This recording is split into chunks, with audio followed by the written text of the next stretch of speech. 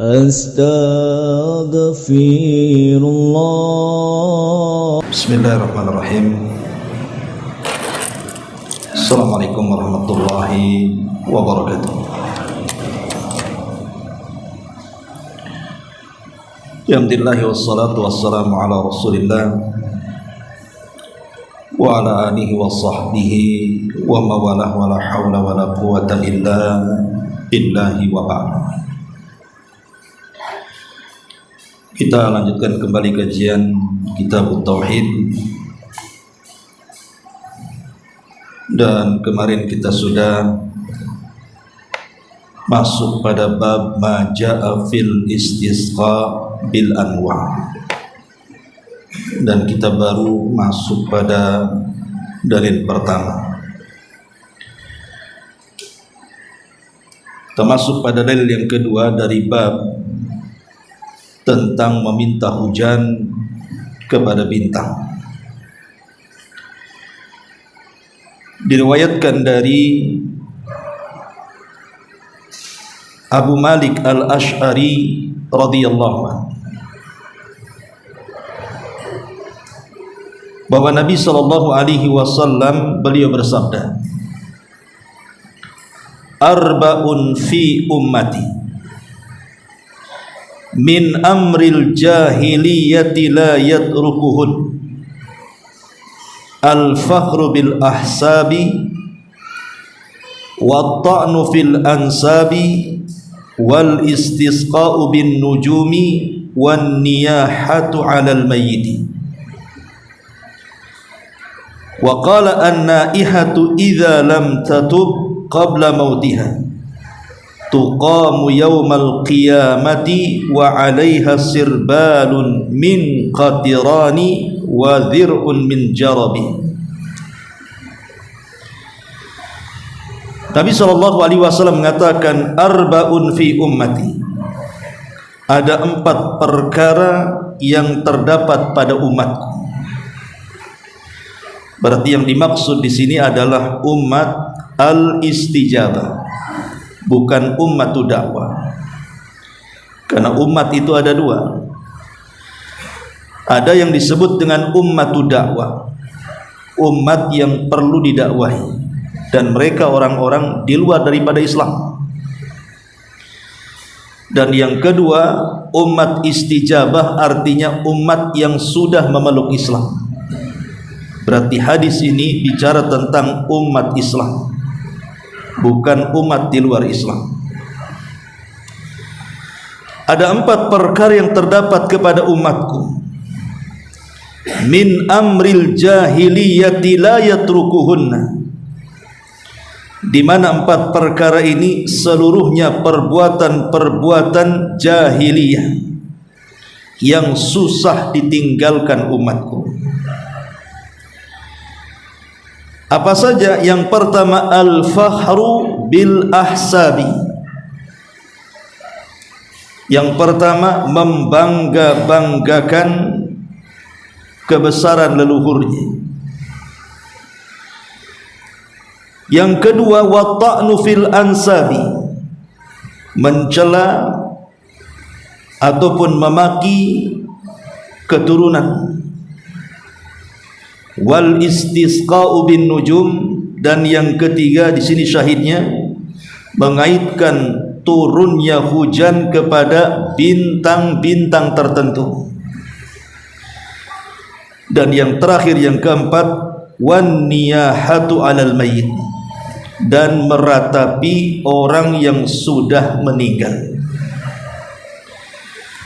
Kemudian Nabi SAW mengatakan, an-naihatu idza lam tatub, wanita yang suka meratap terhadap orang yang mati kalau dia tidak bertobat, qabla mautiha, sebelum kematiannya, tuqamu yaumal qiyamah, maka akan dibangkitkan kelak pada hari kiamat, wa 'alaiha sirbalun min qatirah, maka akan dikenakan pakaian yang berlumur dengan tembaga-tembaga panas, wa dhir'un min jarabin, dan akan dipakaikan pakaian kepadanya dan pakaian itu sangat gatal bagi badannya.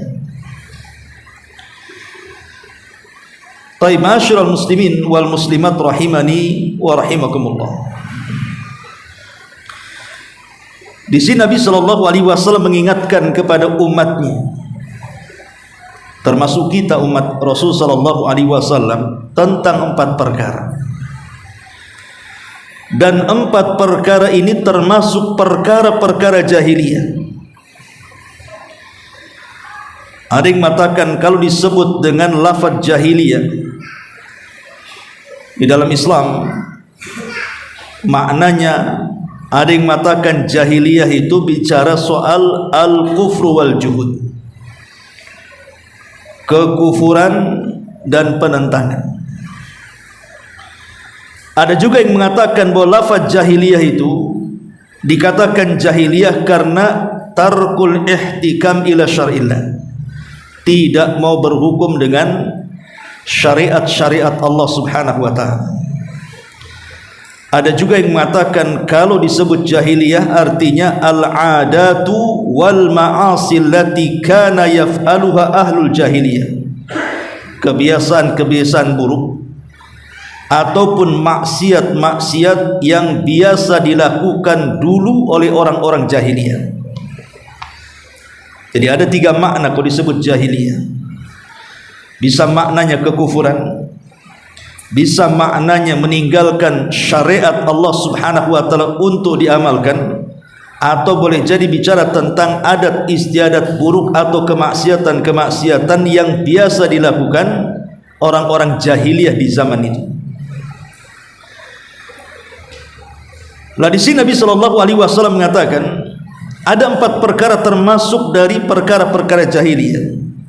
Qatu fidin muliakan Allah Subhanahu wa ta'ala. Nabi sallallahu alaihi wasallam diutus oleh Allah Subhanahu wa ta'ala mengemban hidayah dan agama yang hak. Untuk apa? Untuk ditampakkan dan dibenangkan di hadapan orang-orang musyrik. Dan itu digambarkan dalam Al-Quran, huwallazi arsala rasulahu bil huda wa dinil haq liyudhhirahu 'alad dini kullihi walau karihal musyrikun. Dialah yang telah mengutus rasulnya dengan membawa petunjuk dan agama yang benar. Untuk apa? Untuk mengalahkan seluruh agama-agama di luar daripada Islam, walaupun orang-orang musyrik sangat membencinya. Lah ketika Nabi SAW mulai berdakwah 13 tahun di kota Mekah dan 10 tahun di kota Madinah, ketika Nabi SAW berhasil kemudian membuka pintu Mekah, atau dengan istilah bahasa Quran Fathu Makkah, idza jaa nasrullahi wal fath, maka Nabi SAW di ujung hayatnya menyempatkan dengan para sahabat untuk melakukan hajjatul wada, haji terakhir yang dilakukan Nabi SAW. Karena selepas haji ini beberapa waktu setelahnya Rasul meninggal. Lah saat Nabi SAW sedang berada di padang Arafah tepat di hari Jumat, maka Nabi SAW berceramah di hadapan para sahabatnya. Di antara salah satu ungkapan Rasul dalam khutbahnya itu, Rasul mengatakan, ala kullu syai'in min amril jahiliyati tahta qadami maudhu'un. Ingatlah segala sesuatu yang berkaitan dengan urusan-urusan jahiliyah itu aku letakkan di bawah kakiku. Maknanya aku hapuskan. Tidak ada lagi tradisi-tradisi buruk jahiliyah dengan kedatangan Islam. Wa dima'ul jahiliyati mawdu'atun wa anna awwala damin adha'u min dima'ina damu bani Rabi'ah bin al-Harith kana mustardi'an fi bani Sa'din faqatalathu Hudayl wa ribal jahiliyati mawdu'un wa awwalu riban adha'u riba'ana riba Abbas ibni Abdul Muttalib fa innahu mawdu'un kulluh. Termasuk juga dendam kesumat jahiliyah. Dendam kesumat ala jahiliyah. Maknanya dendam kesumat ala jahiliyah itu, kalau ada dua kabilah ini, kemudian salah satunya membunuh anggota kabilah yang lainnya, maka bagi yang terbunuh salah satu anggota kabilahnya, mereka akan membayar nyawa. Mereka sudah melayangkan nyawa, maka harus dibayar dengan nyawa. Masalahnya, ketika mereka membayar dengan nyawa itu bukan nyawa orang yang membunuh, tapi siapapun dari kabilah itu. Yang penting dari kami terbunuh satu, dari kabilah kalian harus terbunuh satu. Maka datang Islam, kemudian menghapus tradisi dendam kesumat itu menjadi qisas. Yang dibunuh yang membunuh saja. Adapun yang tidak ikut-ikut dalam pembunuhan tidak berhak ditumpahkan darahnya. La yahillu dami imri'in muslim illa bi ihda thalathin, ats-tsayyibuz zani wan nafsu bin nafsi wat tariku li dinihi al mufariq lil jamaati, kata Rasul. Tidak halal darah seorang muslim ditumpahkan kecuali karena tiga perkara. Seorang yang sudah menikah berzina bisa dirajam sampai mati, ataupun jiwa yang membunuh jiwa yang lainnya maka dikisas. Orang yang membunuh dibunuh dalam Islam, ataupun orang yang keluar dari agamanya atau yang memecah belah barisan kaum muslimin dari kalangan bugot para pemberontak. Lah di sini Nabi SAW mengatakan, dan darah yang pertama kali yang aku letakkan adalah darahnya Ibnu Rabi'ah Ibn al-Harith. Dulu dia disusui di Bani Sa'ad, kemudian Khuzail membunuhnya. Dan juga riba jahiliyah.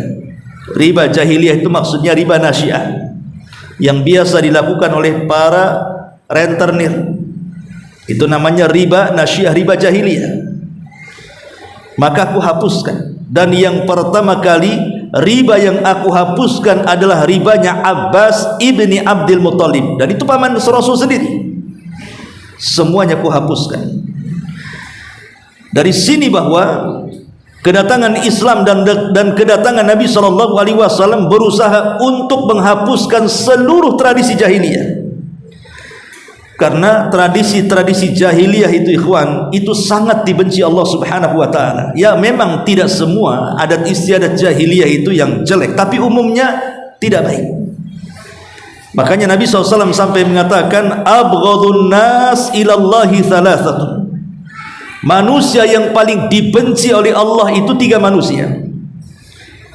Salah satunya adalah mubtagin fil islami sunnatal jahiliyati, orang yang berusaha menghidupkan sunnah-sunnah jahiliyah di tengah-tengah Islam. Lah Islam sudah datang, dia pula menghidupkan tradisi jahiliyah. Maka perkara ini sangat dibenci oleh Allah Subhanahu wa taala. Lah salah satunya adalah dalam hadis yang kita bahas di malam ini, di mana ada tradisi-tradisi jahiliyah atau adat istiadat jahiliyah yang sangat dibenci oleh Allah Subhanahu wa taala, dan itu tidak bisa ditinggalkan sampai hari ini. Ini Rasul sendiri yang mengucapkan masalahnya. 4 perkara ini susah ditinggalkan. Ada saja di antara orang Islam itu yang melakukannya. Apa saja itu? Kata Nabi SAW, yang pertama, al-fakhru bil ahsab, membanggakan moyang-moyang, membanggakan nenek moyangnya. Akhwatu fiddin, muliakan Allah Subhanahu wa taala. Al-Imam Mujahid ketika memberikan catatan kepada ayat fadkurullaha kadzikrikum aba'akum, apabila kalian selesai melaksanakan haji, manasik haji, ya, kemudian kalian berada di Mina, di tempat pelemparan batu jumrah itu, maka Allah Subhanahu wa taala mengatakan, maka berzikirlah kepada Allah sebagaimana dahulu kalian di masa jahiliyah apabila selesai haji selalu berdiri di tempat pelemparan jumrah di sini, kemudian menyebutkan nenek-nenek moyang kalian. Jadi orang-orang jahiliyah seperti itu. Apabila selesai melaksanakan haji, kemudian mereka ke Mina, kemudian mereka berdiri di tempat-tempat pelemparan jumrah itu sambil menyebutkan bapak moyang mereka, jasa bapak moyang mereka, bahwa ada di antara bapak kami seorang pemberani, seorang pahlawan, orang mulia, orang kaya, pejabat, terhormat. Dengan bangganya mereka mengucapkan seperti itu, bukan mimbabil ikhbar, bukan bab menghabarkan, tidak, tapi tafakhuran. Mereka menyebutkan nenek moyang mereka itu karena tafakhur. Tafakhur itu karena kesombongan, karena ingin menyombongkan dengan menyebut bapak-bapak mereka. Al-Imam Asy-Syaukani rahimahullah ta'ala mengatakan, kalau seseorang menyombongkan amalnya sendiri, umpamanya ada orang yang rajin sholat, rajin puasa, rajin sedekah, dia sombongkan tuh amal ibadah, itu saja tidak boleh. Macam mana dia menyombongkan orang lain yang tidak ada kaitan dengan dia, bapak moyang mereka? Menyombongkan amal sendiri saja tidak boleh, apalagi menyombongkan amalnya orang lain. Makanya kemudian perkara ini sangat dicela, sampai-sampai Allah Subhanahu wa taala mengatakan, alhaqumut takatsur hatta zurtumul maqabir. Telah melalaikan kalian at-takatsur, berlomba-lomba mengejar dunia, hatta zur, sampai kalian menziarahi al-maqabir, kuburan-kuburan. Salah satu asbab nuzul daripada alhaqumut takatsur hatta zurtumul maqabir ini, sebagaimana dikatakan oleh Imam Qatadah. Jadi orang-orang jahiliyah itu apabila mereka berseteru dengan antar kabilah, maka mereka berbangga dengan banyaknya jumlah mereka dan banyaknya nenek moyang mereka yang mereka bangga-banggakan dibandingkan nenek moyang kabilah yang lain.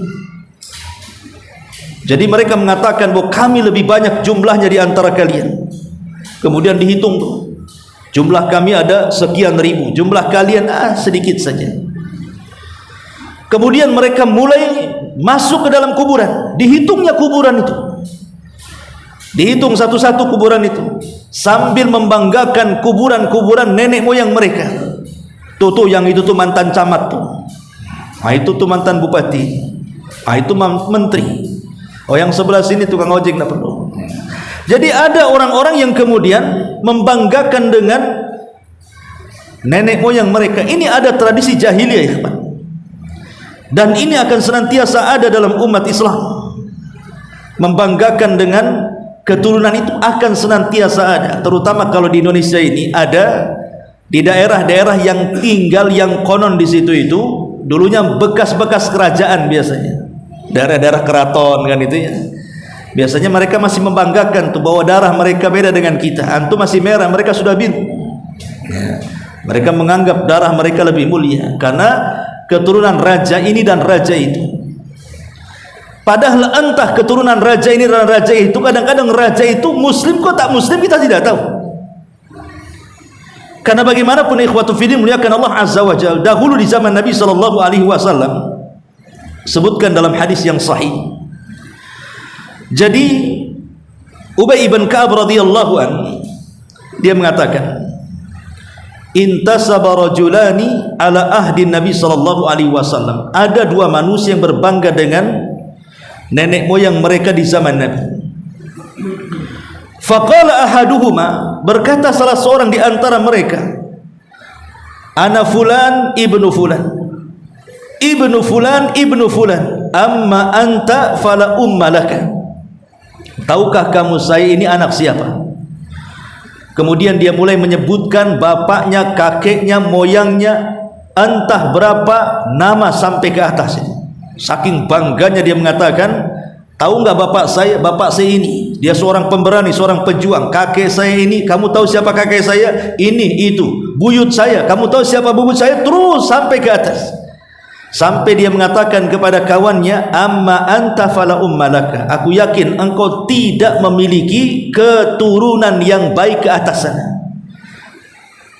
Kemudian Nabi SAW lewat di situ, mendengar ada orang berbangga dengan keturunan dan saling mencela satu dengan yang lainnya. Maka Nabi SAW mengatakan, intasaba rajulani ala ahdi Musa. Ingat, dulu apa yang kalian lakukan itu seperti yang pernah dilakukan dua Bani Israel di zaman Nabi Musa. Faqala ahaduhuma, berkata salah seorang di antara mereka di zaman Nabi Musa, tahukah kamu ana fulan, ibnu fulan, ibnu fulan, ibnu fulan, sampai 9 kakek buyut dia sebut dengan bangganya, dia menyebutkan itu semua. Kemudian dia mencela kawannya dan mengatakan, amma anta fala ummalaka, adapun kamu tidak sehebat bapak moyangmu dengan bapak moyangmu. Bangga dia, mencela kawannya. Kemudian karena dia ditantang untuk menyebutkan nenek moyangnya, dengan malu-malu dia mengatakan, ana fulan ibnu fulan fasakan. Ketika dia mengatakan saya anaknya fulan bin fulan bin fulan, hanya menyebutkan 3 kakek buyutnya, dia pun diam. Kenapa dia diam? Tidak melanjutkan. Dia teringat bahwa kakek buyut yang keempat itu kafir, bukan seorang muslim, bukan orang penganut Taurat dan juga ajaran Musa. Dia tahu kakek buyut yang keempat itu orang yang sangat ingkar di zaman itu. Dia tidak mau menyebutkannya. Kemudian dia mengulang, ana fulan ibnu fulan ibnu fulan ibnul Islam. Yang keempatnya dia nasabkan ke dalam Islam, saya anak fulan bin fulan bin fulan bin Islam. Disebut Islam, dia tidak mau menyebutkan kakek buyutnya yang keempat. Fa'aqallahu ila Musa anna hadzaini al-muntasibaini, maka Allah Subhanahu wa taala mewahyukan kepada Musa tentang 2 orang yang saling menasabkan dan menghina yang lainnya. Kemudian, amma anta ayyuhal muntami awil muntasib ila tis'atin finnari fa anta ashiruhum wa amma anta ya hadal muntasib ila itsnaini fil jannah fa anta thalithuhuma fil jannah. Kemudian keduanya diwafatkan, dua-duanya dihadapkan ke hadapan Allah. Hei, adapun kamu yang berbangga dengan moyangmu sampai 9, maka engkau masuk neraka dan engkau yang ke-10-nya. Hei, engkau yang tidak berbangga dengan nenek moyang, karena mereka orang-orang yang kafir, masuk kau ke surga. Lihat, orang ini masuk neraka bukan karena berzina, kan? Bukan karena membunuh, bukan karena zalim. Orang ini masuk neraka ini gara-gara dosa lisan. Apa dosa lisannya? Berbangga dengan keturunan, berbangga dengan nenek moyang dia. Itu dosanya. Tapi dia tidak memperhatikan apakah nenek moyangnya itu orang baik ataukah orang jahat, orang soleh atau orang yang tidak soleh, orang Islam ataukah orang kafir. Yang penting dia bangga. Itulah jahiliyah namanya. Lalu apa kemudian ada orang berbangga bahwa saya keturunan raja ini, raja itu, raja Majapahit kesekian, turunan Hayam Wuruk atau apa istilahnya, Gajah Mada sampai ke atas semuanya, kan? Antum tahu nggak agama mereka apa? Kenapa berbangga? Lihat hadis ini. Ma'asyiral muslimin wal muslimat rahimani wa rahimakumullah. Makanya kemudian dengan tegas di sini, di antara tradisi jahiliyah yang masih ada tuh di zaman sekarang adalah al-fakhru bil ahsab. Ahsab itu ke atas, kalau ansab itu ke bawah. Dan terkadang di masyarakat ikhwan, ada orang-orang yang kemudian membanggakan dirinya dengan orang tuanya. Dia belum tahu saja bapak saya siapa, katanya. Nggak tahu saja kakek saya siapa, awas saja. Ada orang yang kemudian membanggakan orang tuanya dan mengancam orang lain. Ini tradisi jahiliyah. Ini yang pertama. Kemudian yang kedua, Tradisi jahiliyah yang tidak bisa ditinggalkan adalah at-ta'nu fil ansab, mencela keturunan. Mencela keturunan ini, ikhwan, ada dua jenis yang disebutkan para ulama. Pertama, mencela dengan maksud lita'ir, dalam rangka mencela dan menyombongkan serta menghinakan orang lain. Dan itu banyak terjadi. Oh, dasar bapakmu, patutlah kau kayak gini. Bapakmu aja maling. Oh, patut kau jadi perampok kan itu. Bapaknya dicela. Jadi ada orang yang kemudian mencela keturunan. Lah dengan cara ta'ir. Ta'ir itu ya tadi, dia membanggakan keturunannya dan menghina turunan orang lain. Atau dengan cara takdzib. Pamannya ada orang mengatakan, saya ini turunan ini. Oh, tidak benar, kau dusta kau. Tidak boleh kita mendustakan orang yang mengaku dia turunan siapa. Pamannya, saya ini Habib, turunan Nabi. Jangan antum dustakan dulu. Karena Imam Malik mengatakan, asal orang yang mengatakan saya turunan ini dan itu, benarkan saja. Urusan dia dusta, urusan dia dengan Allah. Nggak ada urusan kita dengan dia, kecuali kalau dia ada maksud di balik itu. Dia mengaku keturunan Nabi umpamanya untuk mendapatkan ahli waris, untuk menikah, untuk menipu, dan begitu seterusnya, lain ceritanya ya. Tapi kalau dia menghabarkan saya ini silsilahnya sampai loh kepada Nabi, dia disebutkan saya namanya ini, bapak saya namanya ini, kakek saya namanya ini, buyutnya sampai ke Ali bin Abi Thalib umpamanya kan, ya benarkan saja. Urusan dia dusta, urusan dia dengan Allah. Tapi kita harus membenarkan, karena asal manusia itu mu'taman, dipercaya, kecuali ada maksud lain kan itu. Tapi kalau antum langsung mendustakan, mana ada turunan Nabi, mancung lah, pesek kau ini, tak ada turunan Nabi. Jangan-jangan Abu Jahal pula, antum pula mendustakan dia. Urusan dia, dia berdusta atau benar itu urusan dia. Tapi kita tidak boleh mendustakan, kecuali tadi ada maksud yang lain ya. Umpamanya dia ada maksud ingin mendapatkan waris, ada orang meninggal, tiba-tiba ada orang asing mengatakan, saya anaknya loh. Anak dari mana? Orang kampungnya nggak kenal kamu, di kakak pun tak ada. Mungkinlah kita katakan ini diingkari kan, karena tidak ada bukti kan, tujuannya mengambil waris ini penipu orang kayak gini. Bolehlah kalau seperti itu. Tapi kalau tidak ada maksud lain, dia hanya menghabarkan saja, maka itu termasuk at-ta'nu fil ansab. Tapi yang jelas begini, ikhwatu fiddin, muliakan Allah Subhanahu wa taala. Nabi sallallahu alaihi wasallam mengatakan, man batta'a bihi amaluhu lam yusri bihi nasabuhu. Siapapun yang lambat amalnya, siapapun yang lambat amalnya atau tidak banyak beramal saleh, itu tidak mungkin dikejar dengan nasabnya. Jadi tidak perlu kemudian kita berbangga dengan nasab ataupun mencela nasab, karena dua-duanya tradisi jahiliyah. Karena nasab itu bukan sebuah kemuliaan yang bisa menyelamatkan kita dari azab neraka.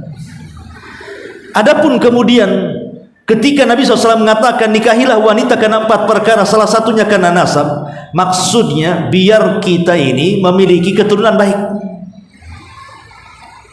biar kita ini memiliki keturunan baik kan gitu. Karena ada hadis, walaupun sebagian ulama melemahkan, bahwa kalau seseorang itu melakukan maksiat, terkadang maksiat ini akan diwarisi oleh anak-anak bahkan cucu-cucunya. Bisa saja terjadi seperti itu. Makanya kenapa dalam Islam itu ketika mencari jodoh saja harus mencari nasab yang baik, supaya turunannya baik, gitu maksudnya. Tetapi berbangga dengan nasab tidak ada gunanya. Bagaimana Bilal ibn Rabah itu seorang budak, secara nasab dia tidak baik, dari seorang budak kan, dia barang yang diperjualbelikan budak itu.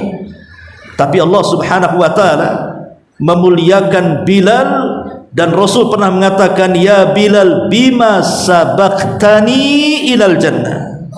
Hai Bilal, apa yang membuat engkau mendahuluiku masuk surga? Maksudnya ketika Rasul Isra Mi'raj mendengar suara terompah, suara sandal. Kemudian Rasul mengatakan kepada Jibril, itu suara trompanya siapa Jibril? Itu trompanya Bilal. Bayangkan, sendalnya sudah masuk surga, orangnya masih di dunia. Padahal sendal Bilal itu tidak sebagus sendal antum. Tapi sendal antum belum tentu juga masuk surga kan? Makanya Nabi SAW mengatakan kepada Bilal, bima sabaqtani ilal jannah. Bilal, bisa-bisanya sandalmu lo sudah masuk surga, kau masih di sini. Apa yang kau lakukan? Kata-kata ini dari Nabi SAW menunjukkan apa? Walaupun Bilal itu hamba sahaya, walaupun Bilal itu seorang budak, tetapi Allah muliakan ketika dia masuk ke dalam Islam. Karena apa? Karena ketakwaannya. Tapi lihat Abu Jahal, walaupun dia keturunan Bani Hashim, Abu Lahab keturunan Bani Hashim, bukan hanya turunan Bani Hashim, dia paman dari Nabi SAW. Secara nasab bagus, tidak ada yang mencela nasabnya Abu Lahab. Di mana Abu Lahab? Di neraka. Turun ayat tabbat yada abi lahabi wa tab. Bilal yang tidak punya nasab dimasukkan ke dalam surga. Abu Lahab pula yang punya nasab dimasukkan ke neraka dan diturunkan ayat celaan dan akan dibaca sampai kiamat dibangkitkan. Bahkan ayat itu diletakkan dalam juz amma, tidak diletakkan di tengah-tengah surah Al-Baqarah.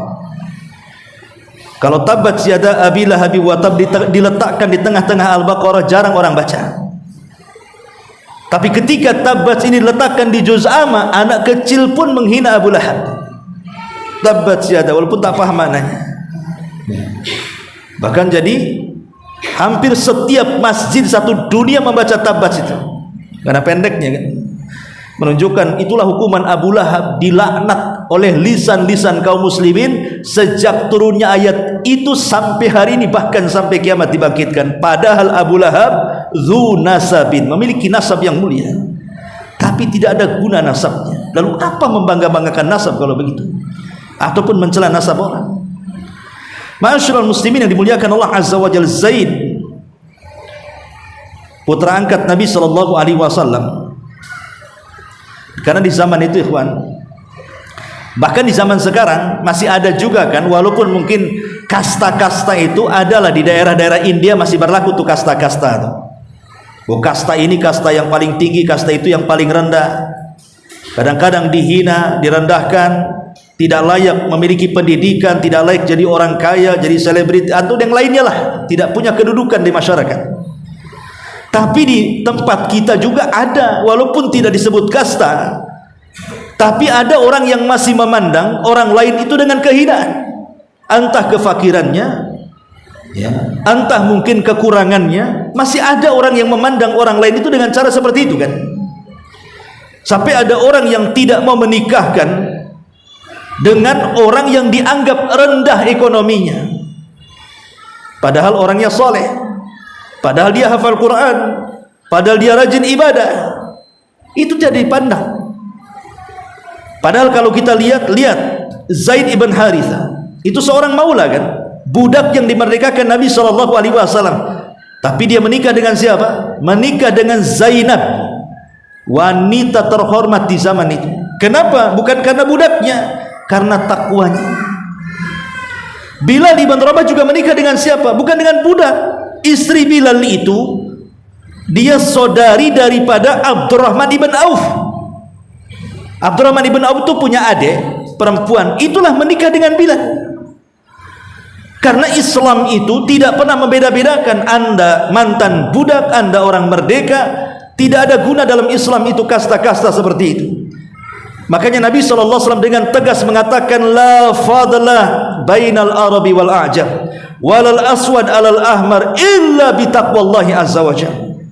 Tidak ada bedanya Anda orang Arab, Anda non Arab, Anda orang berkulit hitam, putih ataupun merah, kata Rasul, yang membedakan di antara kalianlah takwa. Kemudian Rasul membaca firman Allah Subhanahu wa taala, inna akramakum indallahi atqakum. Karena pada hari kiamat ikhwan, Allah mengatakan fala ansaba bainahum yauma idzin. Pada hari kiamat di hadapan Allah itu nasab tidak akan berguna. Bahkan ada istri lari dari suaminya, anak lari dari orang tuanya, Saudara lari dari saudaranya. Yauma yafirrul mar'u min akhi wa ummihi wa abi wa sahibatihi wa banih likulli imri'in minhum yauma idzin sya'nun yughni. Kenapa kok semua pada lari? Karena mereka kalau berdekatan dengan suami dekat dengan istri, anak dekat dengan orang tua dekat dengan anak, saudara dekat dengan saudaranya, mereka takut hak mereka akan diambil, maka mereka akan saling lari dan menjauh. Tapi mereka akan dikejar-kejar, bukan karena itu suaminya, bukan karena itu istrinya, bukan karena itu anaknya, bukan karena itu orang tuanya dikejar, tapi mengejar itu untuk mengambil haknya. Karena kita di dunia, ikhwan, seorang suami terkadang kita lalai tidak memberikan hak yang selayaknya kepada istri, atau sebaliknya. Atau ada orang tua yang lalai tidak memberikan hak kepada anaknya, atau sebaliknya. Atau kita ini belum layak memberikan hak kepada saudaranya, atau sebaliknya. Di dunia kita bisa berpura-pura, kan? Berpura-pura, bahkan kita merasa kita sudah memberikan hak padahal tidak. Tapi di akhirat semua akan tampak jelas. Makanya kenapa yang satu lari ke sana, yang satu lari ke sini? Karena takut dituntut haknya. Tapi tetap saja mereka akan tertuntut haknya di hadapan Allah Subhanahu wa taala. Fala ansaba bainahum yauma idzin. Tidak ada nasab pada hari itu, karena nasab terputus. Bahkan lihat kisah Ibrahim dengan Azar, ayahnya. Disebutkan dalam Sahih Bukhari, hadis daripada Abu Hurairah radhiyallahu anhu. Jadi Rasulullah SAW menceritakan, satu hari Ibrahim ini yalqa Ibrahimu abah Azar yaumal qiyamah. Jadi Ibrahim itu kelak pada hari kiamat akan dipertemukan dengan ayahnya Azar. Dan Azar di dunia pemahat patung, pembuat patung, penjual patung, penyembah patung, pengambil hasil dari jual patung. Nah, itulah Azar, ayahnya Ibrahim. Dinasihati masuk Islam, tidak mau. Justru dia mengusir Ibrahim dan mengancam untuk merajamnya. Akhirnya Azar mati kafir pada hari kiamat, padahal Ibrahim sangat-sangat mencintai ayahnya. Tapi Allah takdirkan ayahnya mati kafir. Lah pada hari kiamat, kata Rasul, akan dipertemukan tuh Ibrahim dengan Azar. Dan ketika itu Ibrahim melihat Azar itu wajahnya penuh dengan debu. Kemudian Ibrahim alaihi salatu wassalam berkata kepada ayahnya, alam aqul laka la ta'sini. Kata Ibrahim alaihi salatu wassalam, sudahkah aku katakan kepadamu, wahai ayahanda, engkau jangan menentang aku di dunia, kenapa kau tidak ikut agamaku? Fayaqulu lahu abu, maka Azar mengatakan kepada Ibrahim, fal yauma la'asi. Ya, memang di dunia aku menentangmu, tapi sekarang aku tidak akan menentang. Berguna kalimat ini di akhirat? Enggak akan berguna. Kalimat ini berguna kalau di dunia, tapi di akhirat tidak berguna. Walaupun dia mengatakan sekarang aku akan nurut mengikuti ajaran wahai anakku, tidak bisa. Tapi Ibrahim namanya anak, masih sayang dengan Azar ayahnya. Dia berdoa kepada Allah dan mengatakan, ya Rabb, innaka wa'adtani alla tahzini yauma yub'atsun. Ya Rabb, sesungguhnya engkau telah berjanji kepadaku bahwa engkau tidak akan membuat aku sedih di hari manusia dibangkitkan. Kemudian dia mengatakan, wa ayyu hizzi ahza min abil ab'ad. Maka Ibrahim mengatakan, dan kehinaan apa lagi yang lebih hina ketika aku dijauhkan daripada ayahku, hai Rabb. Jadi Ibrahim seolah-olah meminta kepada Allah agar selamatkan ayahnya. Tetapi Allah Subhanahu wa taala mengatakan, ya Ibrahim, inni haramtul jannata 'alal kafirin. Ibrahim, kau sudah tahu, aku haramkan sorga siapapun bagi orang yang kafir. Mau ayahmu, mau siapapun, kalau dia kafir, ku haramkan sorga masuk. Maka kemudian dikatakan kepada Ibrahim, ya Ibrahim, apa yang ada di bawah kedua kakimu itu? Maka Ibrahim melihat seekor anjing hutan yang sangat kotor sekali. Kemudian diangkatlah kaki anjing itu dan dilemparkan ke dalam neraka. Maka seperti itulah ayahandamu, wahai Ibrahim. Lihat, sekelas Ibrahim alaihi salatu wasalam, kurang apa Ibrahim? Khalilur Rahman, kekasih Allah, ulul azmi minar rusul, abul anbiya dan abu tauhid, pemimpinnya para tauhid, pemimpinnya para nabi, bapaknya para nabi, kekasihnya Allah Azza wa Jalla. Tidak ada yang kurang bagi Ibrahim. Tapi Ibrahim tidak bisa menyelamatkan ayahnya kan? Tidak bisa menyelamatkan ayahnya, padahal dia seorang nabi. Apatah lagi kita yang bukan nabi. Makanya wajar kalau Rasul mengatakan kepada Fatimah dan mengatakan, ya Fatimah binta Muhammadin salini masyi la ugni anki minallahi syai'a. Hei Fatimah, mumpung di dunia, minta dunia kepadaku, ku kasih, kata Rasul. Tapi aku tidak bisa menyelamatkan kamu di akhirat. Kau sendiri yang akan menyelamatkan kamu dengan amalan. Kalau Nabi saja tidak mampu menyelamatkan putra dan putrinya kelak pada hari kiamat, dan yang akan menyelamatkan adalah amal solehnya, apalagi kita. Lalu apa gunanya berbangga dengan nasab dan mencela nasab? Kalau nasab sendiri nanti pada hari kiamat tidak ada gunanya. Ma'asyiral muslimin yang dimuliakan Allah Subhanahu wa taala, maka dari sinilah kita tahu bahwa di antara tradisi jahiliyah yang kedua adalah at-ta'nu fi al-ansab, mencela nasab. Kemudian yang ketiga, al-istisqa'u bin nujum. Ini sudah saya jelaskan minggu yang lalu. Maksudnya istisqa' bin nujum ini, umpamanya ada bintang tertentu muncul, kemudian dia mengatakan tiba-tiba hujan. Hujan ini gara-gara munculnya bintang ini, gara-gara munculnya bintang itu namanya istisqa' bil anwa. Atau lebih daripada itu, bukan hanya menjadikan sebab turunnya hujan, tapi dia mengatakan bintang itulah, gara-gara bintang itu turun hujan. Jadi seolah-olah yang menurunkan hujan itu bintang. Dua-duanya kesyirikan. Mau menjadikan bintang itu sebab turunnya hujan, padahal ja'ala sabab ma laysa bisabab, dia telah menjadikan sebab yang bukan sebab, maka ini jatuh kepada syirkul asghar. Ataupun yang lebih parah, mengatakan bahwa hujan itu diturunkan oleh bintang ini dan itu. Ini sampai kepada syirkul akbar ya. Dari sini kita diajari dalam ilmu tauhid bahwa kita ini diperintahkan oleh Allah untuk menggantungkan hati kita itu hanya kepada Allah. Jangan menggantungkan kepada yang tidak ada kaitan dengan gantungan. Bukankah Allah mengatakan qul huwallahu ahad, Allahus samad. Samad itu artinya tempat bergantung semua makhluknya.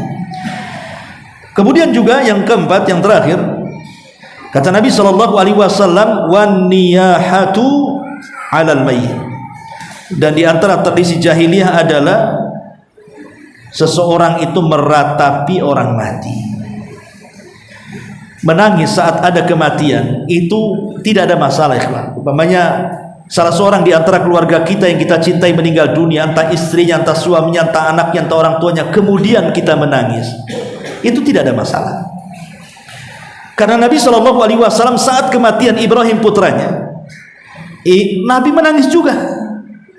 Sampai ada seorang sahabat namanya Sa'd bin Ubadah, pemimpin Khazraj ini, bertanya kepada Rasul dan mengatakan, ya Rasulullah, ma hadza? Wahai Rasul, apa ini maksudnya? Kenapa kau menangis seperti itu? Saking sedihnya Rasul sampai menangis meneteskan air mata. Maka Nabi mengatakan kepada Sa'ad ibn Ubadah, hadhihi rahmatun ja'alaha Allahu fi qulubi ibadihi, innama yarhamullahu min ibadihi ruhama. Kata Rasul, ya Sa'ad, tangisan ini Allah jadikan rahmat di hati-hati hambanya, dan sesungguhnya Allah Subhanahu wa ta'ala akan merahmati dari hamba-hambanya siapa yang memiliki rahmat dalam hatinya. Artinya kalau seandainya orang itu menangis karena ada kematian, ada kemalangan di antara keluarga kita, itu wajar. Itu karena kita ini merasa sedih dan kasihan. Bahkan Nabi SAW juga pernah menangis saat menziarahi kuburan orang tuanya. Menangis Rasul. Dia teringat bagaimana dahulu orang tuanya, kemudian dia menangis. Yang tidak boleh itu, kata para ulama, kalau seandainya tangisan saat menghadapi kematian orang yang kita cintai itu dibarengi dengan pukulan, memukul-mukul pipi, menggunting-gunting rambut, berguling-guling, berteriak-teriak, merobek-robek baju, memukul-mukul paha dan yang lainnya. Itu bukan nangis lagi, itu namanya niyahah. Karena di situ nampak kalau dia itu tidak beriman dengan takdir. Itu masalahnya. Dia tidak yakin dengan takdir bahwa dia sudah meninggal. Karena tidak ikhlas dengan kematiannya, dan dia seolah-olah tidak menerima dengan takdir Allah Subhanahu wa taala, makanya dia melakukan hal-hal seperti itu. Makanya kenapa kemudian diancam di sini orang-orang yang tidak bertobat dalam niyahah itu. Kenapa di sini Rasul mengatakan an-naihatu wanita-wanita? Apa laki-laki tidak ada yang niyahah seperti itu? Ada. Bukan tidak ada. Tapi umumnya yang niyahah itu biasanya mama. Ibu-ibu kan begitu. Bapak-bapak jarang lah. Bapak-bapak ya nangis-nangis gitu saja kan. Tapi tidak guling-guling-guling. Oh bahaya kalau bapak guling-guling ini. Bisa pecah semua satu rumah kan. Ya, jadi kalau perempuan ya biasalah, wanita kan yang mengikuti perasaannya. Kalau laki-laki kan akalnya dia mikir dia sebelum dia guling-guling. Malu juga aku katanya. Tak jadi dia. Kalau perempuan tidak ada, hilang malunya karena tidak pakai akal lagi. Yang ada perasaannya, makanya dia guling-guling, teriak-teriak, nggak peduli dengan orang. Sampai saya itu pernah juga dulu ada minta supaya datang mentalkin orang sedang sakaratul maut. Saya datang. Itu yang ditalkin, mau ditalkin itu sedang koma, tapi belum mati. Itu keluarganya itu sudah nangis, teriak-teriak, guling-guling sampai mau pingsan. Kemudian diamankan, saya suruh ikat saja, masukkan ke kamar. Saya bilang, itu ganggu tamu saja. Rupanya tak jadi mati orangnya, hidup lagi sampai hari ini, alhamdulillah. Coba bayangkan, belum mati loh, tak jadi mati udah kayak gitu. Gimana kalau dia mati betul? Nah itulah kadang-kadang perempuan ya memang seperti itu. Ya, insyaallah umat di sini enggak, tapi mungkin ada gitu saja. Mudah isya. Subhanakallahumma bihamdika asyhadu an la ilaha illa anta astaghfiruka wa atubu ilaik. Allahu taala alam. Assalamualaikum warahmatullahi wabarakatuh.